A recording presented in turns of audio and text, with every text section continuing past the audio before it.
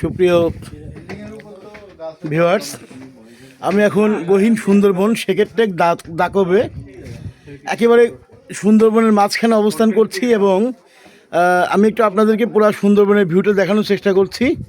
আমি এখন কোস্টগার্ডের ওয়াচ টাওয়ারের ঠিক 8তলা উপরে দাঁড়িয়ে আছি। এই 8তলার উপর থেকে আমি পুরা চারপাশের ভিউটাকে দেখানোর চেষ্টা করছি।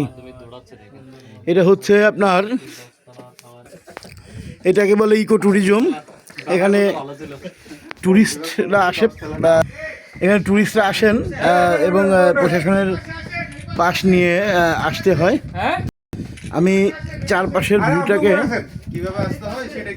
দেখানোর চেষ্টা করছি।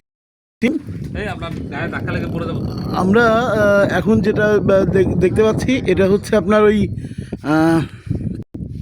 কি বলে ওয়াচ টাওয়ারের উপরে দাঁড়িয়ে পুরা সুন্দরবনের চতুর সাইড দেখতে পাচ্ছি।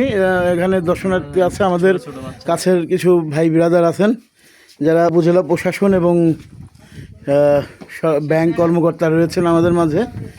তারা এসেছেন, আমিও তাদের সাথে এসেছি। আমি একজনই শিক্ষক সমাজ থেকে এসেছি দুর্ভাগ্যবশত। ঠিক আছে, হ্যাঁ, আমি শিক্ষকদের আদর্শ গাড়ি টিকিয়ে রেখেছি। হ্যাঁ, আর আমার সাথে মাধ্যমিক শিক্ষা অফিসার আসছেন উনি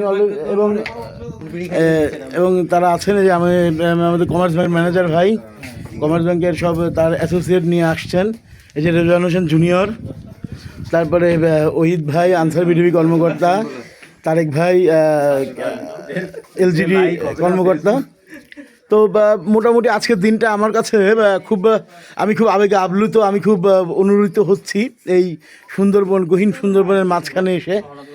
এবং ভিউয়ার্স, আপনাদের দেখানোর চেষ্টা করছি যে আসলে এখানে আসা আসলে খুবই দুষ্কর ব্যাপার। এখানে আসা খুবই ঝামেলার কাজ। এটা প্রশাসন পাশ না দিলে আসলে আসা যায় না। পরবর্তী ভিডিওতে আপনাদের আরও কিছু দেখানো হবে।